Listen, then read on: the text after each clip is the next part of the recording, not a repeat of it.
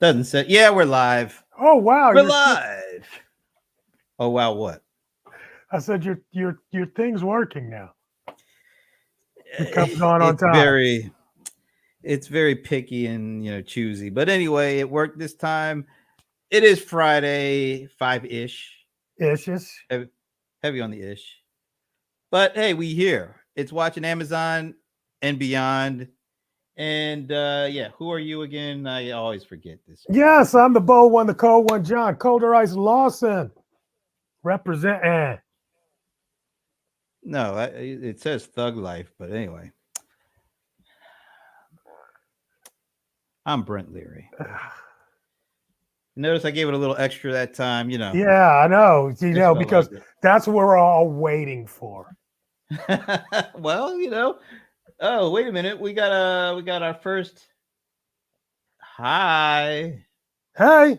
Hi. No, it's Dev hi. G. Just there's no A. There's no No, I'm E. saying hey back. I'm not repeating. You should just say it back. Hi. Hi. Hi. Hello. Do you know who Dev G is? No, but welcome. Yes, welcome. We're glad to see you. We're glad to be here. I'm glad I'm looking out the window and it's beautiful. Not a cloud in the sky. Wow. It is blue. After like 6 straight days of rain, we finally are on a little bit of a winning streak. Yeah, I'm enjoying this. You can tell the weather has changed. We literally both have on hoodies. That's kind of crazy.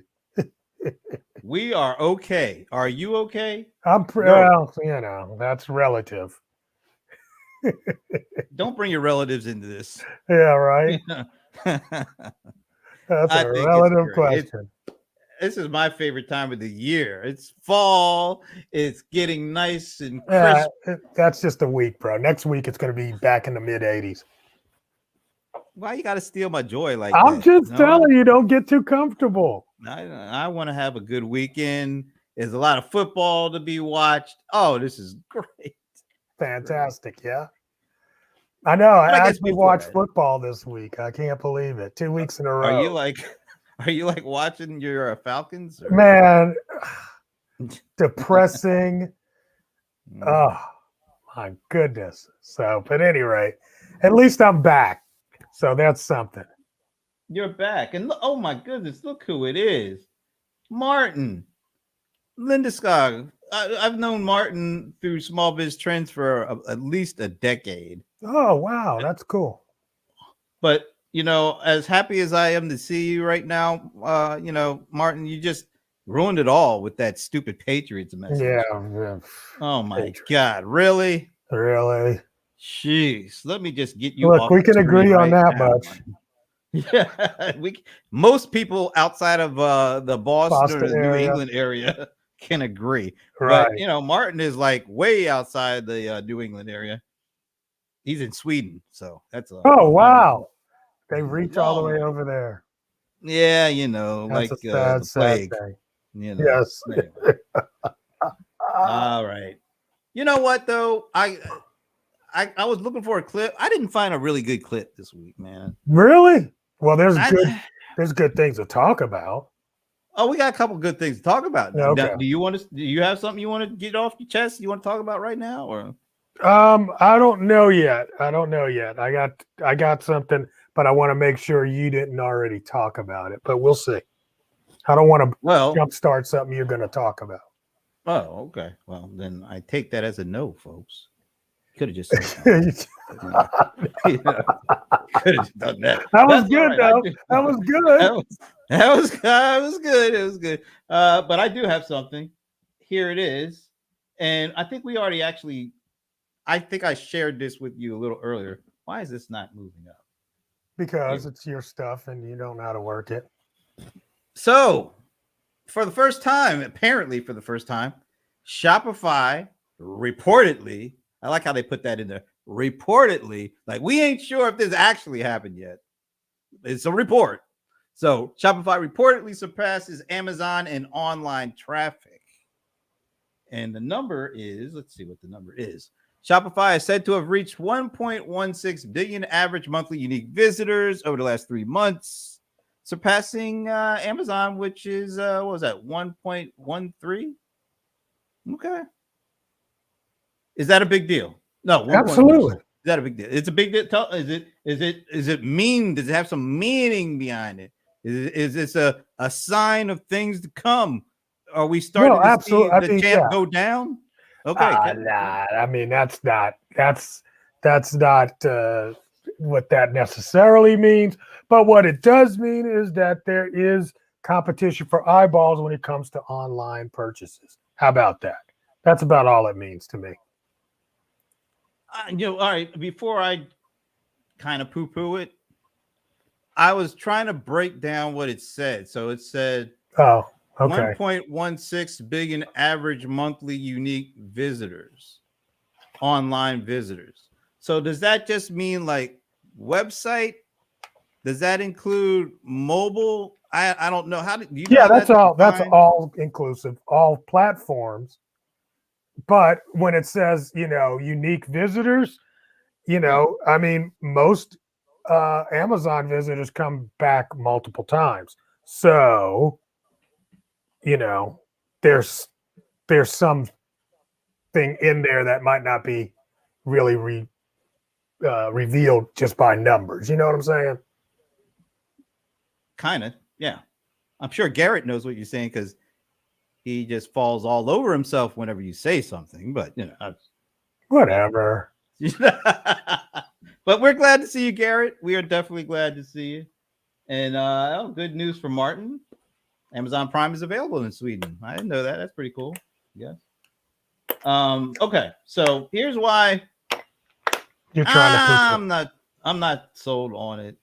I mean, I think it's a really good thing, actually, when you think about it. And let me add to this. Apparently, this most recent quarter, first time that Shopify did $1 billion in revenue in a quarter. So that's some pretty good. You get the traffic, you get the revenue, you cross over $1 billion. That's a big milestone, I would say. That's right? a huge. I mean, just say it like it is. Shopify is $1 billion company now. It's a $1 billion revenue. Quarterly revenue. Quarterly revenue. Yeah. Quarterly. Big. Come on. That's big. What is Garrett saying here? Let's see. What is not shared in those stats is how Amazon takes up 50% ad share. Well, I was just going to say, so that it's great for Shopify. And I think it's great overall in terms of, more competition, more avenues for businesses like you to do commerce. I think that's good stuff.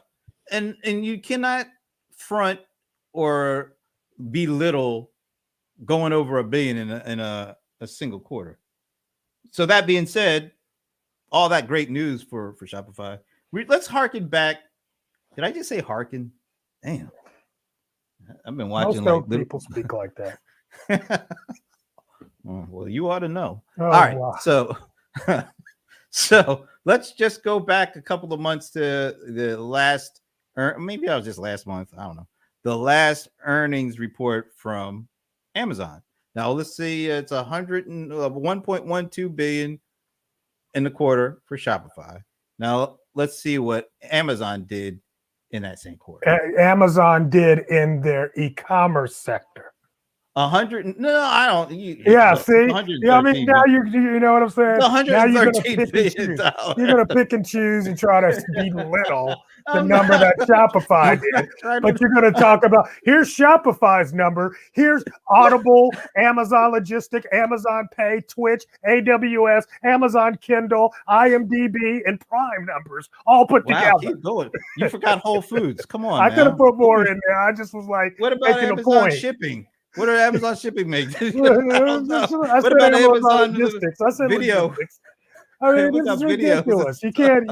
That's not apples to apples, bro. What about Amazon advertising? We need to compare Amazon versus Amazon U.S. sales numbers. My goodness. I think it's still great news, but man, I mean, when you're big, when you're the number one competitor is still. Even with all that you said, you're still competing against that guy in that one category. That just gives them more, money to do stuff with, apparently. So I think it's great. I look, I'm kind of having a little bit of fun. I think it's really cool that Shopify is coming up and doing things that competitors like the Walmarts.coms and all the other big boys, they're not doing what Shopify is doing in this regard. Now, and if I were Amazon, I would definitely be paying attention to this. Right. And Shopify is nothing but a platform.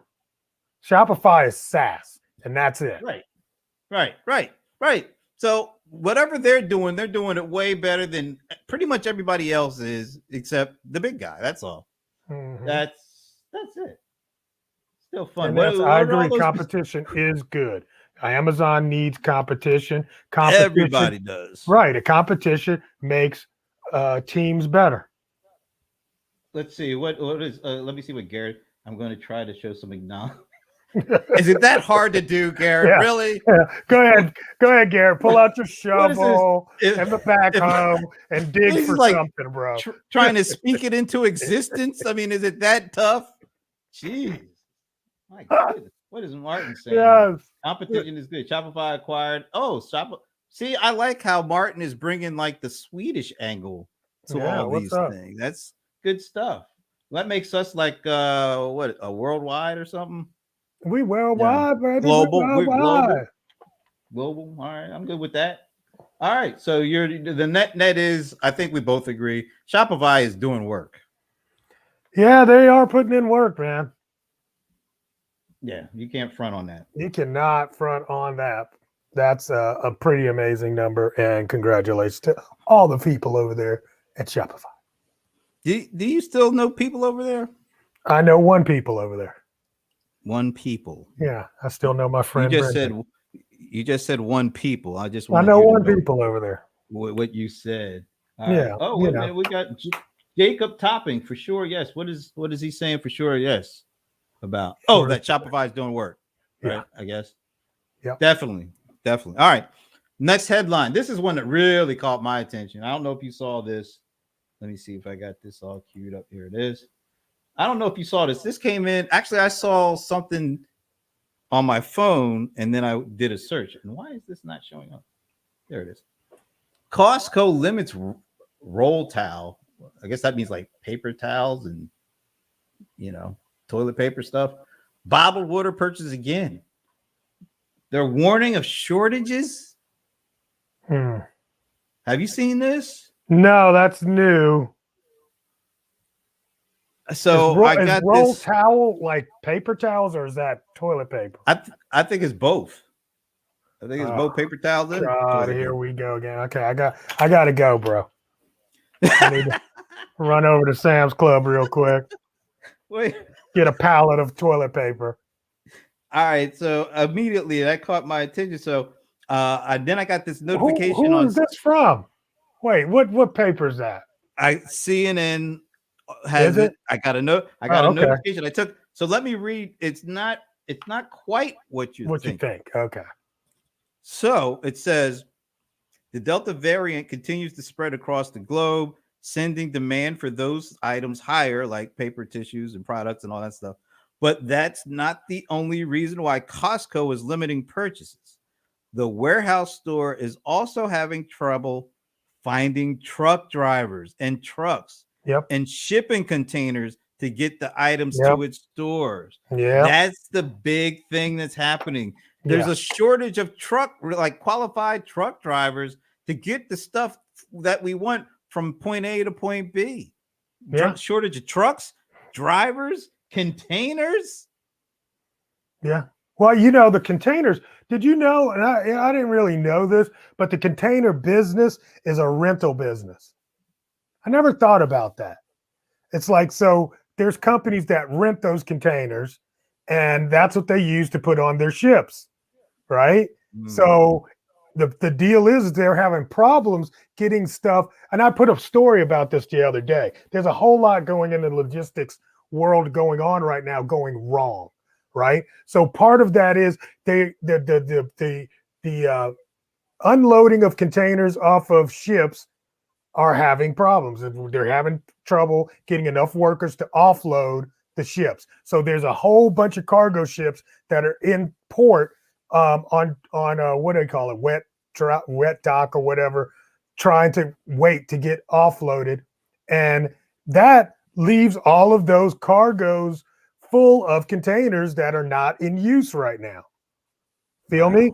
They're waiting. So that's a backlog there, right? Then they had some issues in China where they had to shut down a couple of ports, right? Sicknesses, illness. I don't know what the hell is going on in China. It's China, right? So that's one thing that's going on, right? Then they're not having enough dock workers to offload these ships. Then they're having backups with the railroad systems and also not enough truck drivers. It's a clusterfuck. I get to say that word because it's an actual word. Going throughout the entire logistics system. And they're really saying that this could possibly impact Christmas Q4 all throughout. There's a whole lot of stuff, like there won't be enough gaming systems. There won't be enough in-demand toys that are going to be for the holiday season. We're going to be covering this, I think, more. You better get your stuff now. That's all I'm saying. You better order your stuff right now. I mean, I'm starting to order the stuff I need. I mean, like the electronic, and I'm telling you, the electronics in the games first to go. So you better get your stuff when you right. Also, there's all that stuff going on with electronics too, in terms of chips. Not being able to make. Yeah, the shortage of everything. It's really kind of scary when you think about it. It's kind of, but it's opportunity time. But companies who have been forward thinking and have a better handle on the logistics and the distribution and have more control over the shipping functionality, maybe even having their own shipping fleet. They are the ones that are going to be better off. Let's see. I saw that story too, that Amazon actually leased a whole lot of planes based on this knowledge because they want to get their planes, flying over there, filled in the air and back into their warehouse to hopefully stave off some of that issue. So let's talk about that. Amazon is on top of this stuff better than anybody. I think they're better positioned because they have a ton of the stuff they have under control. Either they own that function or capability, or like you said, they got out in front and rented that just in case. They're okay. What is that? Okay? Well, how do they compare it to everybody else? Do you? I mean, Walmart got their asses way better. I mean, Walmart's got Amazon beat in that. Oh, they do? Capacity. Absolutely. What do they say now? There's an Amazon, there's a Walmart within 10 miles of pretty much every US, like 90% of the US households. Right. Well, that's true, but they still got to get the stuff to those places. Well, that's how Amazon. See, that's what we don't talk about that much, and that's why everybody compares Amazon to Walmart, because Walmart made their way in this business. The reason why Walmart was so capable of putting Walmarts in locations so quickly is because they had the logistics parts down, right? And Walmart is king of being able to move stuff around so that their locations have the stuff that they need locally. You just think about what it takes, you know what I'm saying, to keep a grocery store stocked like a Walmart on it, and talk about just in time kind of inventory. Walmart has that down. Matter of fact, they created the model that Amazon piggybacked on, but people don't know that. Well, I think they know that they're great at logistics, going from store to store, but not store to home, or from distribution center California to my home in Georgia. No, the last mile they don't have. That's the benefit that Amazon brought. Right. Exactly. And was working it all in, and then the logistics of having stuff locally available was Walmart's strong suit. That's what Amazon's trying to build so many warehouses to kind of, capture some of that velocity. But absolutely. Let's take a question from our buddy Pierre. Pierre, what's up, my brother? I'll just get it out of the way. Whatever you say, Pierre's going to say good point. So I'll just why get that out the way. Why are you hating? Don't hate, bro. All right. So he says, do you think retailers will entice customers to purchase now despite the shipping issue? What do you think? First of all, it's just starting to leak out. I don't think most consumers they don't know it yet, or they don't feel it. And usually when you start to feel it, it's too late. So you know me, man. You know me. I mean, how did I make my money? Well, yeah, all right. You know, I'm a buy and hold kind of guy. So I'm going to wait till nobody has it. Then I can sell it for more. I mean, hey, that's the game here, man. It's always a, wait and see, make sure you offload at the right time where you can get the most profits.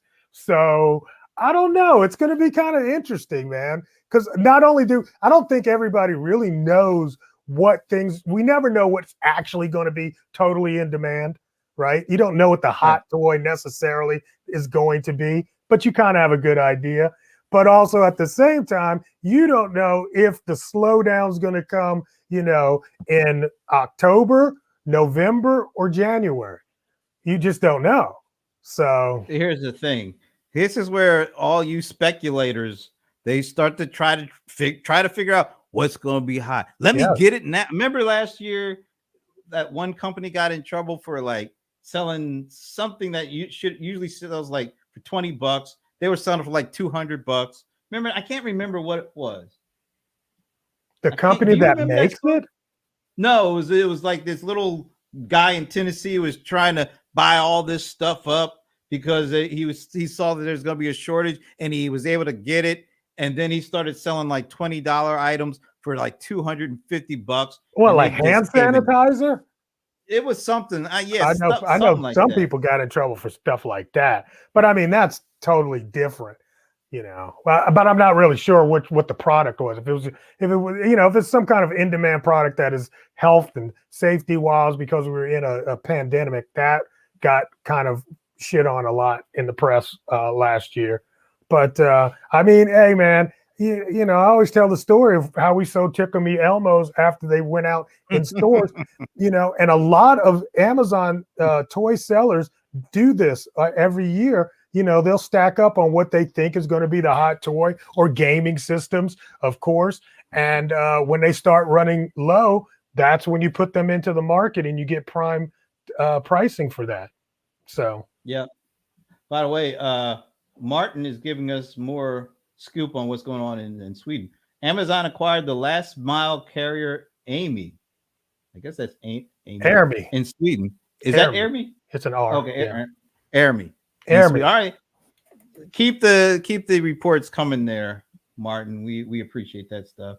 I think it is. It's only the people watching us. It's not a secret for anymore. Everybody else, they're on their own. That's right. That's what we're here for, man. We're here to let the people that are watching know what's coming up and what's important. And this is really important.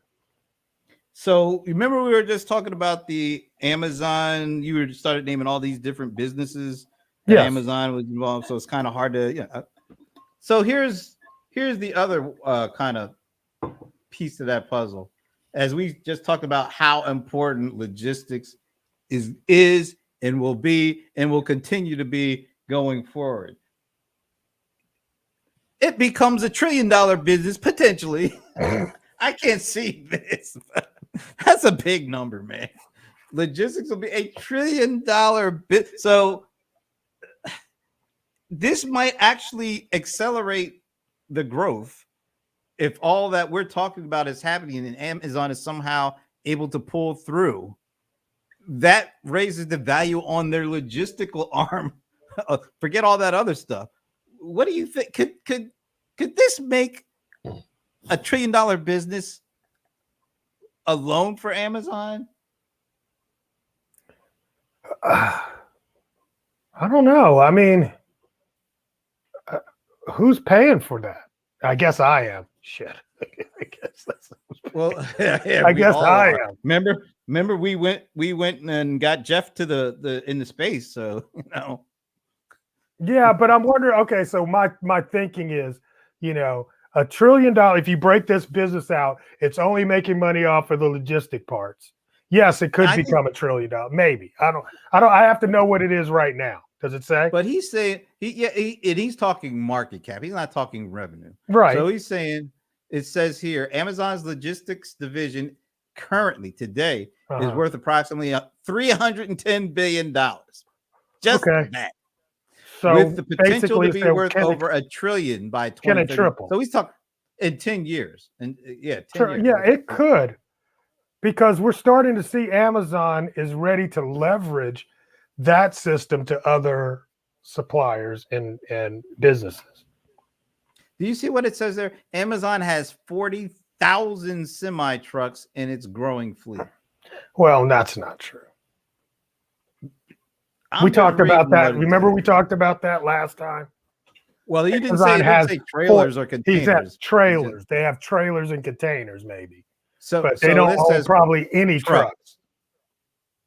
Rarely do you see a truck painted on the side that says Amazon. You see trailers.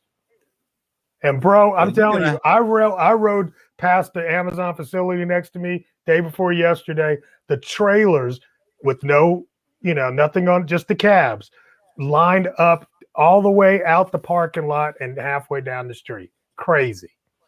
Did you see this? The U.S. logistics market generated $1.6 trillion in 2018, and it's still growing as there's a huge demand for online deliveries. I can just see think that. of what we're talking about, the potential shortage for this upcoming season. That's all about drivers and equipment and logistics. And Amazon is already knee deep into that. It's already got a $10 billion business folded into the mothership. Maybe. I mean, come on, man. It's one thing to get to $100 billion, but it's a whole nother level to get to $1 trillion. It's just. Oh yeah, well, yeah, absolutely. Well, I'm reading this. I want to bring this up because this actually puts a little bit more context. I'll see if I can get a little bit. So it's not like this $310 billion valuation of the business or logistics business has been around forever. It's only really been around for 6 years. That's impressive. Damn. But I mean, hey, look what's driving it. The mothership. Yeah. You know what I'm saying? So that's what it's doing only on its own stuff. So that's why I say, hey, if other people start, it's getting high on its own supply right now. Wow. It says Amazon increased its fulfillment capacity by 50% in 2020 alone. I mean, these numbers are just ridiculous. And so is 2020. Well, remember in that video that we watched last week from Jassy, didn't he say they grew about 2 or 3 years worth of growth in 2020? Yep. So you know what? This could kind of dovetail on that. I got a story. All right, we got a story. I've got a story. The floor is yours. See if I can do this. You want to share something? Yeah, let me share this. Let me share my screen. All right. So it's in it. And I'm going to share a window because if I share my whole screen, people will be freaked out by all the goodness. Yeah, that'll be it. Wait, Chrome. What is it actually? Oh, maybe it's not working. I'm not seeing it yet. You're not seeing it? Let me try one more time. If not, I'm going to send you the link. All right. Because for some reason, I'm just going to try the whole screen share. It says Chrome has lost permission. So I don't want to follow those steps. That's going to take too long. So I'm going to just send you the link in private chat, I guess. Yeah. So hang on. Yeah, go to the private tab and bring this up for the fellas and the ladies. Have you sent it yet? Yeah. Oh, no, send it to in Facebook Messenger so I can get it. Oh. You don't know what you're doing, I see. Okay. No, it's on another computer. Oh, see, you got way too much going on for me, bro. All right, I see it. That one. Right. Okay, let me bring it up. That's pretty recent. And got wind of it this morning. And you want to pause the video if you want to there. We're just looking at the headline. So annoying. I know. So we're just looking at the headline. Mm-hmm. Amazon owned Whole Foods adding surcharge to delivery. How much is it? $9.99 or $9.95. All right. So it says beginning October 25th, Amazon owned Whole Foods is implementing a $9.95 service fee for deliveries. Well, I don't see anything wrong with that. Rich people are the ones shopping at Whole Foods, so yeah, but I mean, come on, we're talking about a complete and total shift. That something that was supposed to be Prime member free is now going to be $9.95. I'm all right with that. I mean, especially when you think about that, wasn't that offer made before the pandemic, before everybody had to buy everything, via online and all that? I have no problem with that. I just don't want it to. I don't want it to be a, I mean, I don't have no problem with that. But if they're starting to put surcharges on services outside of free delivery, for Amazon only products, that could be different. Oh, so if you're saying that if you buy an Amazon branded thing, you don't have to pay the shipping, but if you buy something outside of the Amazon family, you do. I think that may be where the feds come in if they start doing that stuff, because that ain't fair competition. Because let's face it, one of the fastest growing part of customer experience is this delivery stuff. Right, that's what I'm saying. Now you got to pay $10. So if you're saying, if you buy our branded stuff, don't worry about it. You can't do that. I don't think you can get away with that. Ooh, that would be really crazy. I don't think you can do that. Really? You don't think you could do that? Because how much business would get switched to Amazon because you can get your stuff for free? A lot. Yeah, I don't think that's a fair competition on that. What if you only put a special on Whole Food branded products? So if you spend $35 worth of Whole Food branded products, we'll give you free delivery on all your stuff. That's the same thing, man. I know, that's pretty good, right? Jackson, if you take that, I do want a royalty fee. Whole Foods is premium, can't go for cheap, right? And then Martin is saying you got to get $75 before you get your free delivery. Wow, that's pretty steep. Steps, yeah, that's pretty steep. Yeah. Yeah, and most people here that are probably doing these Whole Food things, most of them live in an urban area, probably in a small apartment, probably not even, got many kids, Right. I could see that being, I mean, $75 worth of food grocery is not what they're doing anyway. That's probably what's hurting them. Right. Is Amazon Prime still $129 a year? I think as far as I know, I was asking somebody else that the other day, because I remember last time I remember paying the fee was $119. So I think it's $129. But I'm sure it is. Yeah, I'm sure it went up since then. I don't even pay Martin, anymore. How much is it over in Sweden, Martin? That'd be interesting to know. How much is Amazon Swedish Prime? Dollars, bro. It's in, what are they, francs? Give us the Swiss, the Swiss. No, I don't know. What's Just give us the dollar equivalent, please. France, not in France. It's Swiss. Yeah. Swiss marks. I don't know. He's in Sweden, not Switzerland. Oh, okay. I don't know what the monetary. Sweden money. So yeah, this all goes Krona. back to why. Yeah, Krona. I bet you I have Kronas here in my drawer over here. Hard to get out of Whole Foods for yeah.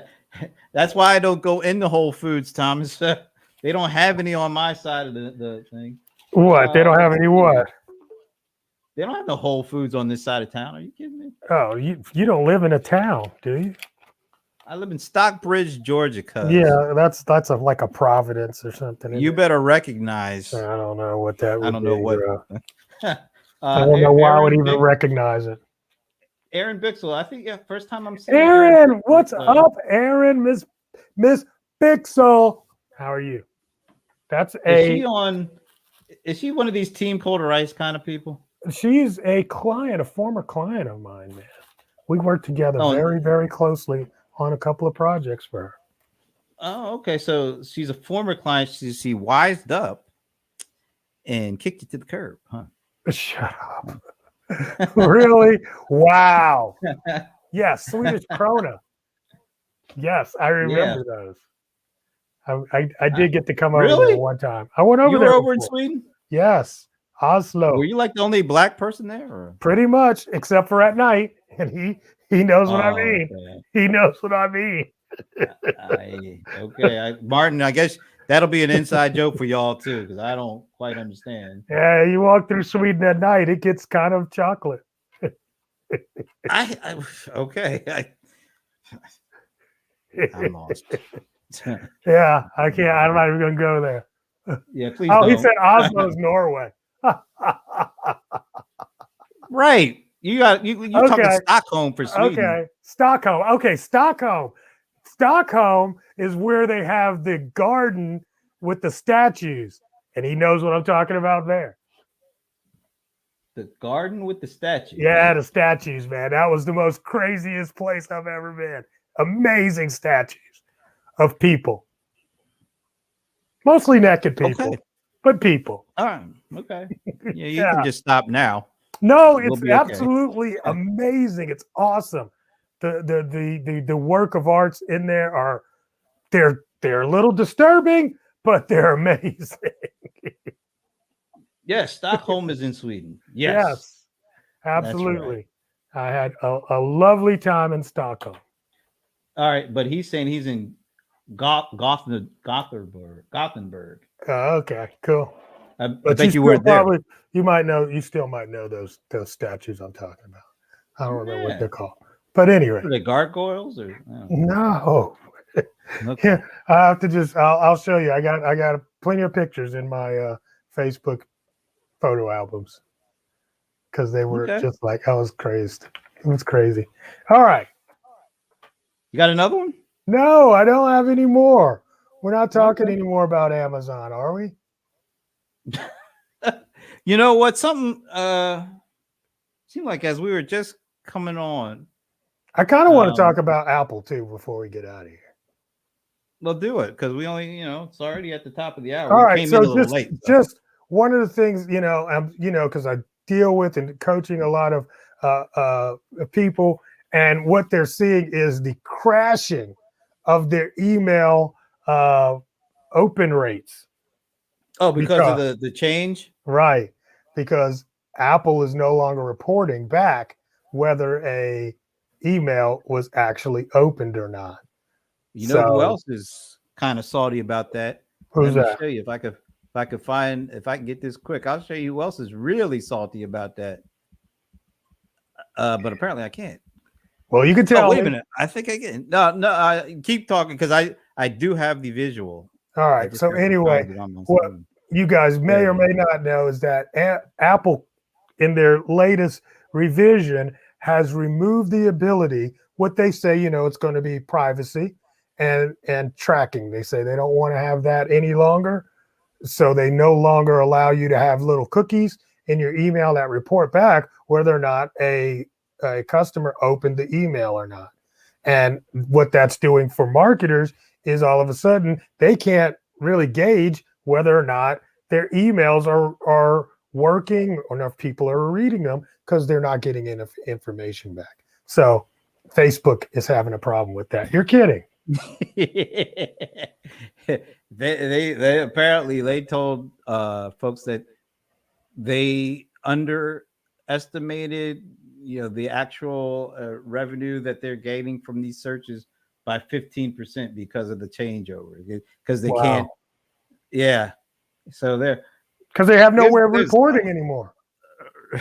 It's pretty. I mean, and this is really like the tip of the iceberg potentially. Yeah, and I So, mean, you just think about it. I mean, Apple only owns 30% of the market, which is kind of crazy when you think about it. Yeah, but it's one company that can only that one company they can make a change or a switch without anybody else's consent. And that 30% that's locked in is at their disposal, basically. Absolutely. That is killer for just think of all the cottage industries that are built on top of Apple. And anytime they make a change, the rippling effects and all the companies that get impacted is unbelievable. Yeah, Google is actually, it has even more power because they own what, 65, 75, maybe 80% of the browser market. I mean, I just think everybody has these eyeballs on places like Facebook and Google, and Apple's just sailing along, and they're the ones to watch out for. Well, even Apple could get called out. Remember, they were going to put that change with the whole privacy and imaging and child they thought of it as being positive for child protection, doing this the Well, they're ability going to look at all your go photos. and check out all the images and that you have stored in the cloud. And they got so much pushback that they put that thing on pause. Yeah, and even Apple look can get on that. pause. Well, they'll find a way to do it at some point. They may, but people are calling. I mean, if you get the world coming after you because of this, you can't just do it. So even companies like Apple, if they go a step too far, even if it's something that the initial reason they're doing it is a positive one, it's the other implications that if you don't take into full consideration. And there's always people out there looking at things from a variety of perspectives. So even if you come at it, say we're doing it for this reason, and a whole bunch of other people say, yeah, but you can do all these different things that are worse than the positive gain that you give them for this. You got to take a step back. You can't do it. And I think Apple learned that. And I think all these big companies who are used to doing whatever are going to have to deal with the blowback because consumers are getting more and more tied into this privacy thing. Yeah, I don't know if the consumer was hammering at this so much as I really do feel like Apple has recognized an opportunity to stick it to competitors by doing what they're doing. I mean, they're building a wall around their data, not around me. All right. I don't have the capacity to keep Apple out of my shit, but Apple has the capacity to keep Google and Facebook out of it. So I'm not 100% on this. They're doing it for you and your privacy. No. Look, that might be a byproduct. That's a byproduct. What all these companies are doing is building a wall around their power. Around their power, yes. Yeah. And putting out moats around their little castle. Right. Data is fast. So you're seeing Facebook go off against Apple, and Google is going off against Apple. I mean, because they're it's like the Clash of the Titans or the Hunger Games or whatever. What's that? The Game of Thrones or whatever. This is what it's about, because the company that can dictate the privacy, how privacy is rolled out, is the company that has the power. Yeah. The power of leveraging your data. I want to ask a question. Well, definitely about to say, okay, I was going to say, Pierre is going off. Pierre, if you are able to join us right now, we would love to have you on for a few minutes. We will pull you in because this is good stuff. And we both know him. We both like him, although he says you are right all the time. Besides because I am. I like him. You should. Pierre, let me know if you are available to join us for a few minutes. We would love to chop this up. If not, we can do it another time. Oh, Martin needs to tell me what podcasting 2.0 is. I have to look that up. I haven't paid any attention. Pierre, I'm going to shoot you an invite in Facebook Messenger. So let me do that, because it's time we bring him in here because he's been with us for years here. So let me do this. Yeah, do that. And then Martin saying that's why we should support podcasting 2.0. I really want to know what that is in terms of what's the difference that I guess from what we're doing currently. Martin's been like on the podcasting thing for ever. Aren't we in podcasting 2.0 now? Yes. I don't know. Do we even do the 2 point, the numbering thing? I thought we got rid of that, but all right, Pierre, I just shot you. We got rid of it at when? 19. I don't know. I don't know. So I shot Pierre a link. And when he comes in, when I see him, I'll bring him on and I'll let him fawn over you for a little while. And then he's not going to do this. Come out of text, I realize that's a vision of what podcast experience can and should be. That experience has stagnated over a decade. I don't know what they're going to do with podcasting 2.0, but okay. I'm ready for it. While that gets figured out, we got Pierre, the voice. Hey, Pierre, what's happening, bro? How do you say your last name? How do you say that last name, Pierre? I want to make sure I get it right. Dubois. No, I don't know. Okay. Let me see if I can. Can you hear me okay? Yeah, we got you. Okay. Can you hear us? Okay, cool. Yes, I can. I had to close the browser window because I had two of them open trying to. So how do you say your last name? Du Bois. Du Bois. Okay, like W-E-B, but it's spelled differently. Yeah, with the E. I don't get the royalties from the family, unfortunately. They had the U, so there's like, I had the E, and unfortunately, no royalties. Martin gave me you're already getting a shout out there. Hey, Martin. From your buddy Martin. Always good to hear from you, man. Absolutely. First of all, thanks for joining us, man. I know it's short notice, but we have appreciated you checking us out and adding to the conversation for years. Well, so it's cool that you're able to join us. Yeah, almost it feels like an whole decade. I just try to listen in as best as possible and join in where possible. So that's what I'm good at. So we appreciate the laptop all around the corner. So all right, now you were going off in the comment section. Why don't you just tell us your thoughts, what you're thinking in this area? Data privacy. Yeah, it's an interesting dynamic, particularly from Apple. This is why I kind of like where John is going. Brent, you're kind of saying the same thing too. So I got Brent gets his credit. We got to make sure that's important. Brent tax.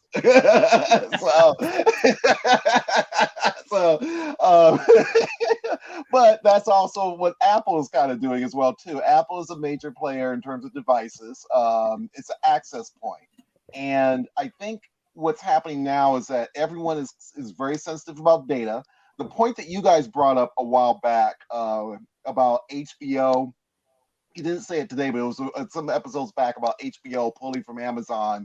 That's a lot of money for them to lose, but it's also about the data. And it's the idea that if Amazon is not sharing, metrics that can help guide or influence what HBO can do, for them, they're like, hey, we're missing out on the opportunity here. Because right now, where analytics was 10 years ago, you had to convince people that there's value in data. It's to imagine. Now people understand that there's money in it. And so now, because they do, they now know that it's kind of a catch-22. You want access to a large portal, or platform, whether it's an Amazon or the Googles of the world. But the problem becomes that data is how you optimize, and right now it's how you survive. All the points you guys brought about logistics, that's another one as well too. It's if you don't have anything that's allowing you to understand what you can measure, whether you're managing your product, whether you're managing your service, if you don't have anything that disrupts that right now is literally disrupting money. And we're seeing now these great titans that have had, and I think the interesting thing too is that I'll say this real quick. If you look at Facebook, if you look at Google, the great thing about them is that they have all this market share. They got the great, Google has the largest, share for search. Facebook has, 3 billion people on Earth.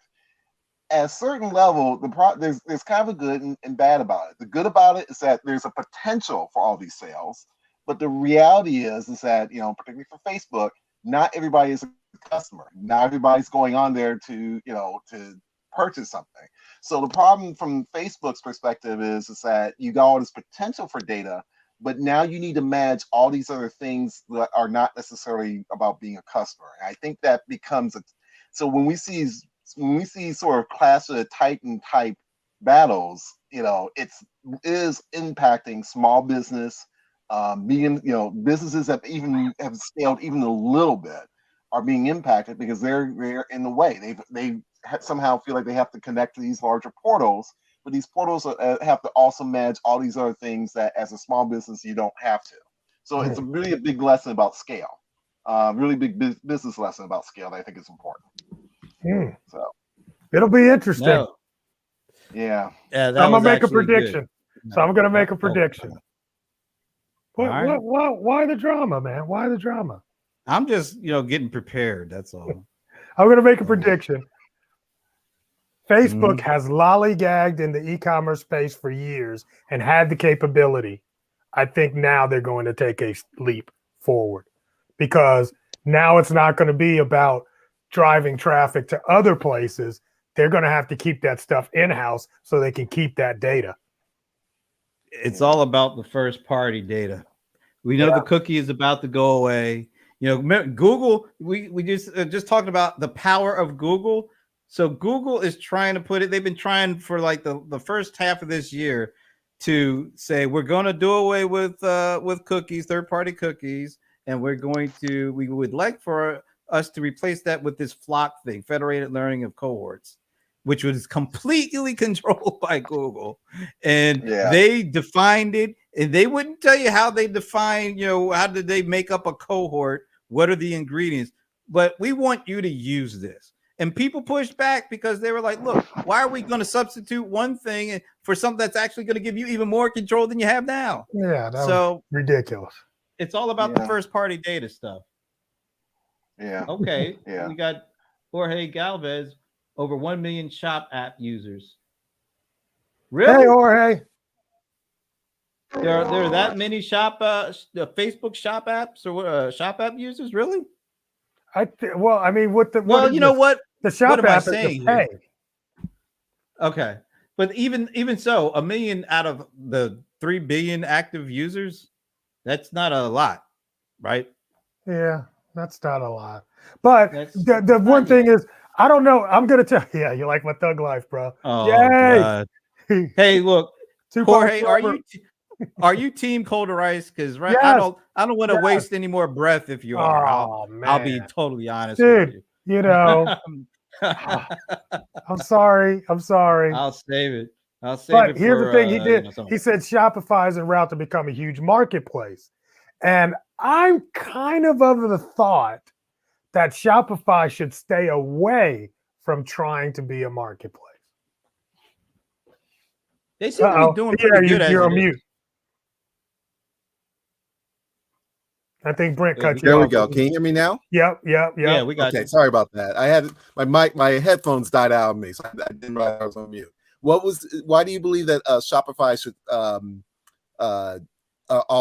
not quite go for marketplace? Yeah. Well, because it's a whole nother world that you have to deal with. Okay, because right now Shopify has one customer, and that customer is its store owners. And they've done very well at handling the store owners. Once you become a marketplace, you have two customers.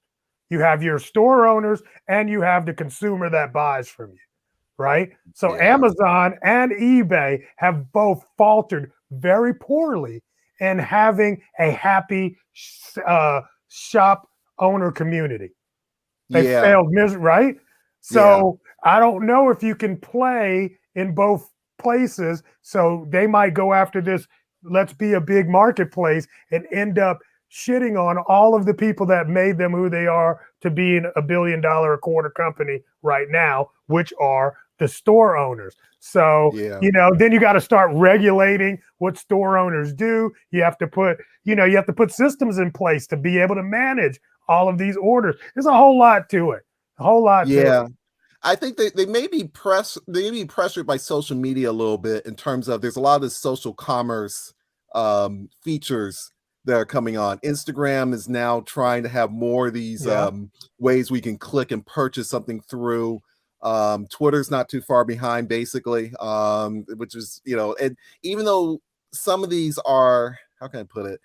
It's not I don't think they're going to be a big threat. At the same time, it'll put pressure on them to kind of to do something, basically. Because a lot of the social commerce is now come a long way. But wasn't it 2 years ago that Amazon, Facebook, and Shopify said they were partnering on a store, and I still have yet to see this. Yeah, it's which gets to a good point. It's been a long time for social commerce to even get traction.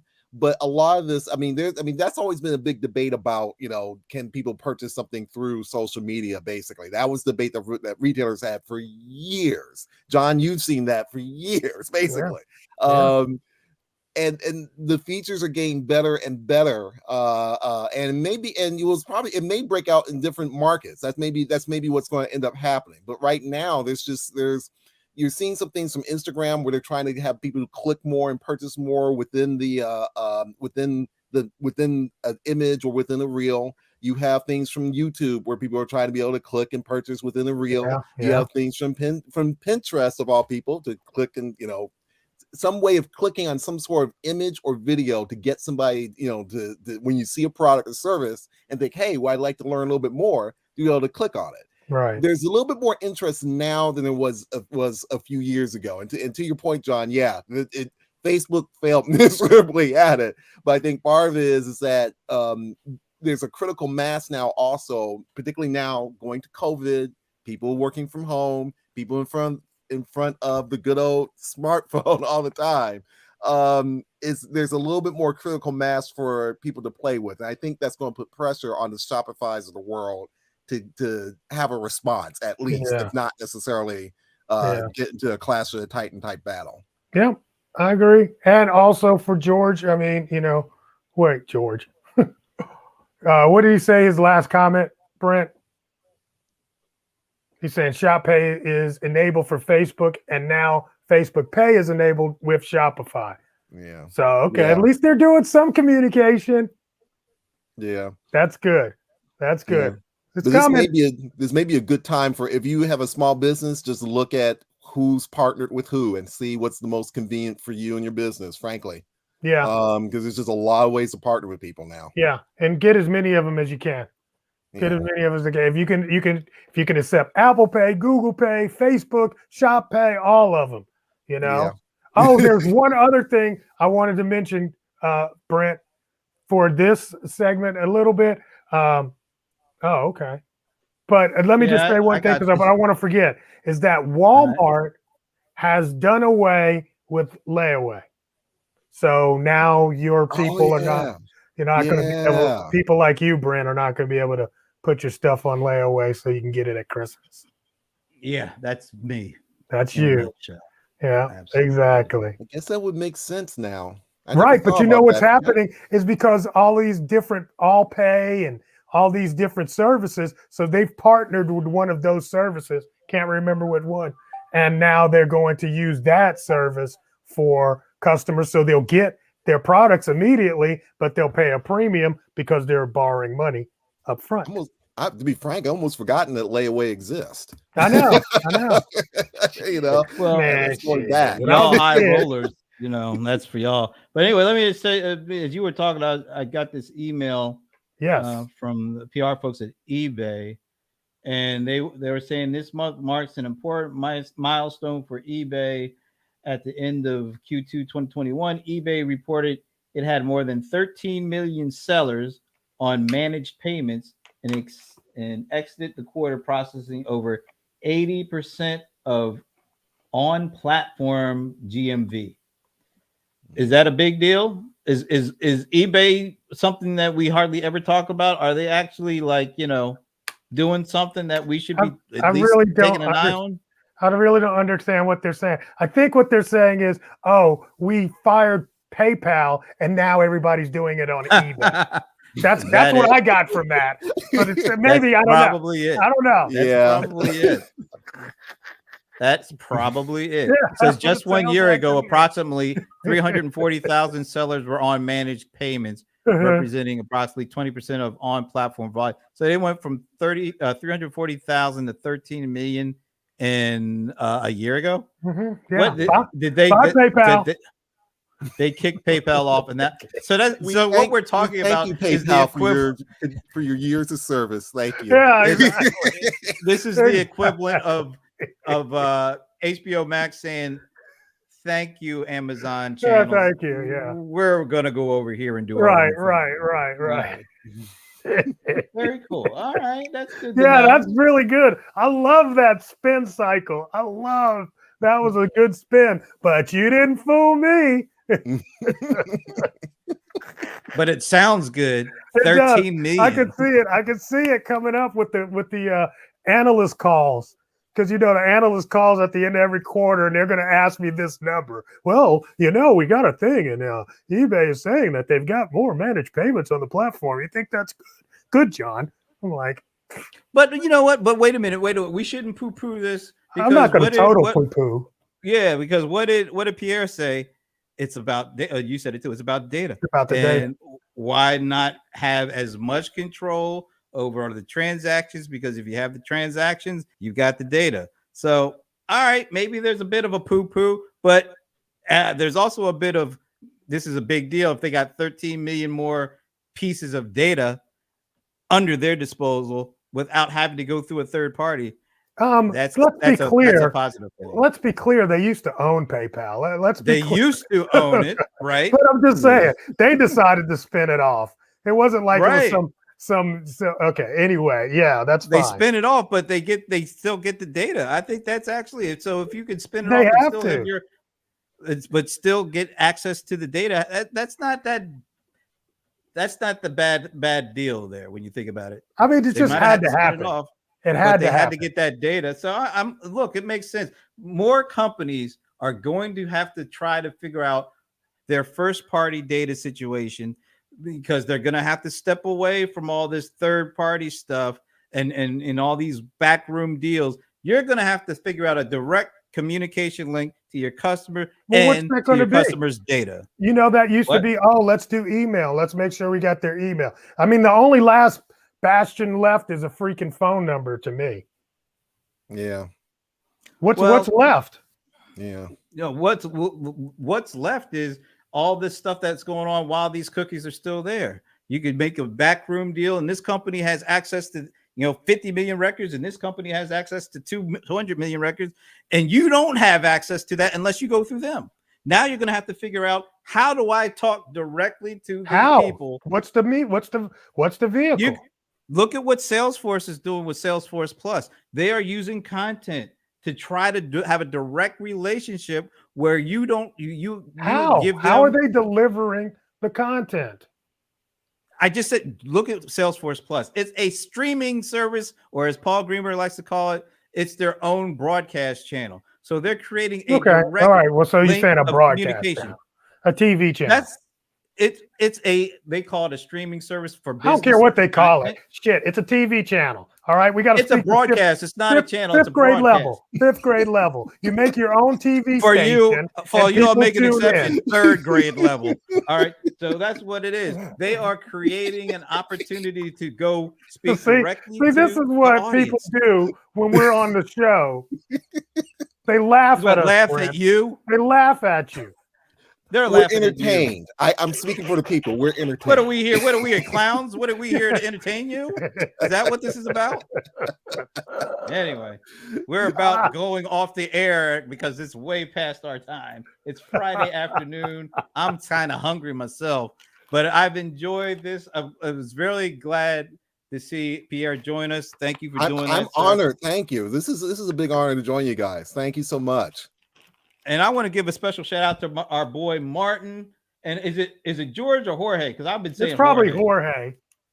I thought you knew him the way you were talking. Well, I know, but I mean, a lot of people will just tell you, I'm George, because you're not Spanish, and I'm not going to make you say Jorge. I don't know. Hey, can you tell us, But Jorge, it's in the Jorge. comments how we should pronounce your name? Because I don't want to be It's Jorge. butchered. That's what you say. Now you got me questioning it, so I don't know. See, either one is fine. Either one is fine. See, most people do that because they know Americans are too slow with their tongue. So I'm trying to be like, be able to pronounce it. I don't like butchering people. I don't like it when people butcher my name. So yeah, that happens all the time. It does. Yeah. And on that cheery note, folks, we would love to wish you a very happy weekend. We hope you have a great weekend. We hope your football team wins because John certainly isn't. Dude, wait, Go Falcons. Oh God, go somewhere. We don't know where. Who's your team? Right to the loss. I'm still a Bears. I love football all over the place, but I'm still a Bears person at heart. So that's fine. I gotta stick with my boys. Wait a minute. I don't want to pronounce it by the way that's spelled. So I'm going back to George now. So we'll just leave it at that. All right. We hope you have a great weekend. We will see you next Friday. Do we still do this? Peace.